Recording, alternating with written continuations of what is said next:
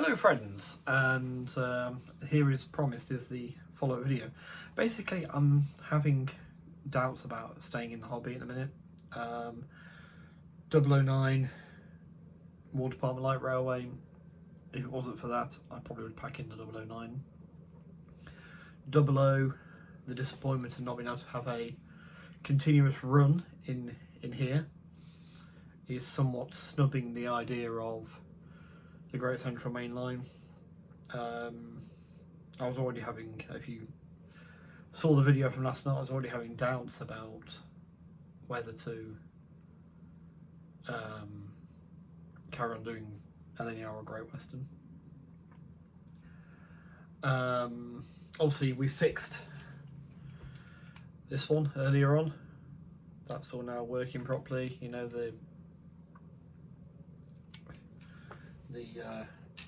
front axle is now not fully nice and dry, and if you listen carefully,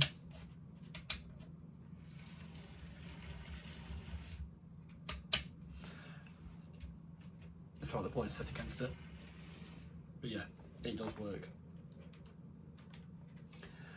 Yeah, it does work still, so yeah, you know, that's done. But it just say the inspiration was the fact that I can have a continuous run, I can do this, I could represent this line, do this, and yeah, that's the mojo's gone for that idea. I did show, when I tried to record this previously, I do have a vicious cycle. You can pause it and have a read, and I don't think we're quite stuck in that. I think there's more to it than that this time around, because you want to pause that and read it, but yeah, I think there's more to it, just on the basis that we're not trying TT or 009 or N, as it suggests. Yes, the Great Western's been bubbling around in the back of my head.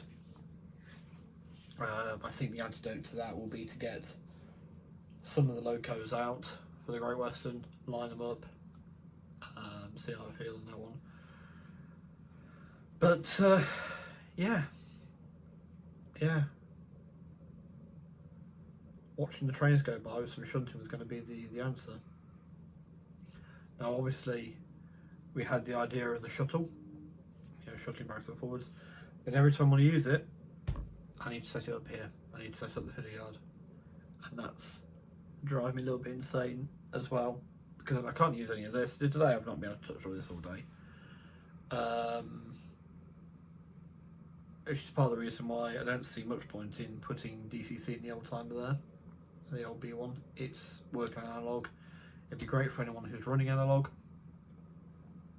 TT120, I found an LMS brake van, which is a possibility. You know, you can buy the wheels for it, you can buy the couplings for it. That's all you need. It's not LNER, it would do. Yeah, and this is where I just got to the point where I'm going, I can't bother with this anymore. I wouldn't say I'm burning out. I would say I'm fired with enthusiasm. It's just trying to find the direction to to focus that enthusiasm, I suppose, if you like.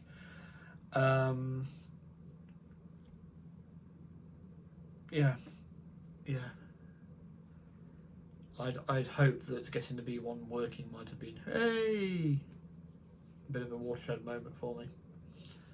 But so I did it earlier on, and it actually happened during the video when I was speaking to camera, just saying there's another video to come later on it, and it's like, yeah, I'm not feeling it. I'm not feeling this at all. I've done that because it needed doing.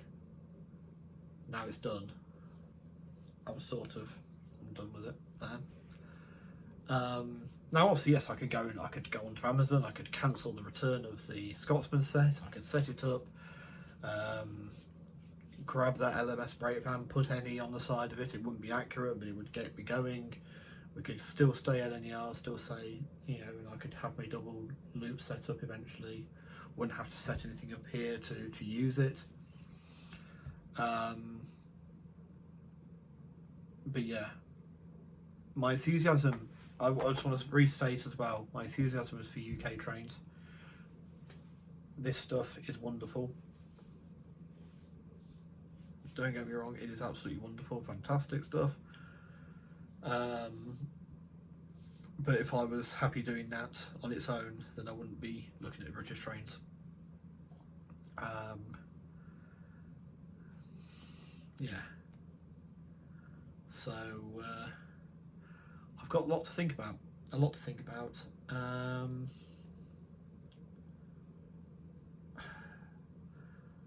There's still the problem with the Grosvenor Teaks, and actually this is what made the other video last 20 minutes in the end, was I went online, had a look, and I found the brake van, but also searched up Grosvenor coaches, Teak coaches, LNER coaches, I think it was just LNER coaches. I came across a thread on one of the Hornby forums, I think it's Hornby USA it comes under, which is a bit weird, but on the forums there, someone saying it's just them that thinks it's weird that they haven't bothered to do actual LNER coaches to go with their LNER Pacifics, and basically people telling him he's being a Debbie Downer, or saying that yes, it's a bit strange, but this is the nature of TT, they're doing this, that and the other. It's just like, that's, quite frankly, it's shit. You know, that is crap. That's a crap way of doing it. You need to, if you bring out engines and things, you need to support them. And I've said this about Double O as well in the past. You know, you bring out an LNER Pacific, we need an LNER goods engine, an LNER tank engine, a brake van, a couple of wagons, and a brake coach and a third class coach at least. Just enough to run a railway. And what they've given the TT modeler in LNER at the minute, it amounts to 2 express engines, 1 set of coaches that they can use, but they were for special trains, not the norm. So you can't really run a railway with those. You could at a push, but you know, you really are treating your commuters if they've got Pullmans. Then obviously the J50 will come out later in the year, hopefully. There's a wagon or two, thanks to Pico. Obviously there's the private owners from Hornby, but I'm thinking the ones actually labelled LNER or on NE for you know, as they used to do their freight stock. No brakeman.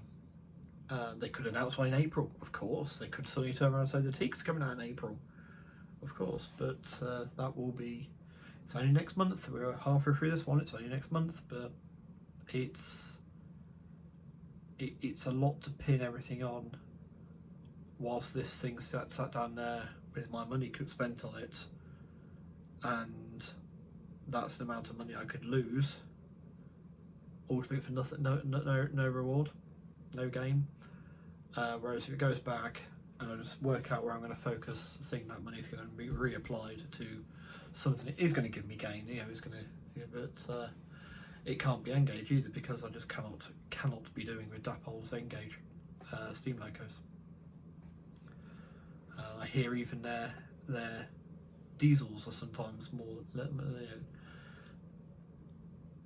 you know, could be better, basically, which is a bit of a shock, because usually diesels are fine. I had one of their Westerns once upon a time and it was fantastic, but yeah, do wonder I shouldn't just go into diesels. I could do whatever then, but yeah, so basically, yeah, just feeling like I still love trains. I'm still very much, you know, I've got a video here, it's my wallpaper background, trains on, obviously the track still sitting next to me. I've got Mallard on my picture on my iPad here, there's a pannier there, train pictures all along here. I've not changed anything else, and I'm not feeling burnt out from it. I'm just thinking, is the actual model side of it somewhere I need to be? Do I need that to enjoy the hobby? But the answer I know is yes, because I do love physical models.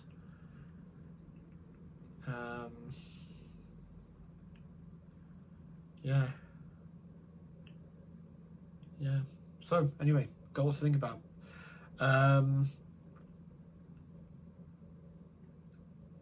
interested to hear your thoughts down below.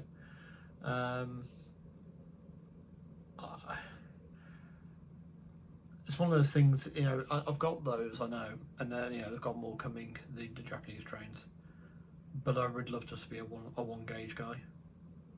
Just like, this is the gauge I do, and this is what I'm doing. That's what I want, that's the goal. And it wouldn't be 009, it wouldn't be Japanese then. I'd say they're great, and I will keep them and run them, you know, occasionally when I do want to break. But yeah, we'll see. Anyway, sorry for a slightly video, but this is one of those. It's important for me to get this documented. And also, you know, if someone else is feeling the same way, maybe they could see if there is any help we get work out in the comments, or if there's, you know, if I work it out and do the follow-up video to this, then it hopefully might help them. But anyway, take care all, and I'll catch you in another stream or another video of someone else's. Yeah, catch you later. Take care all. Bye.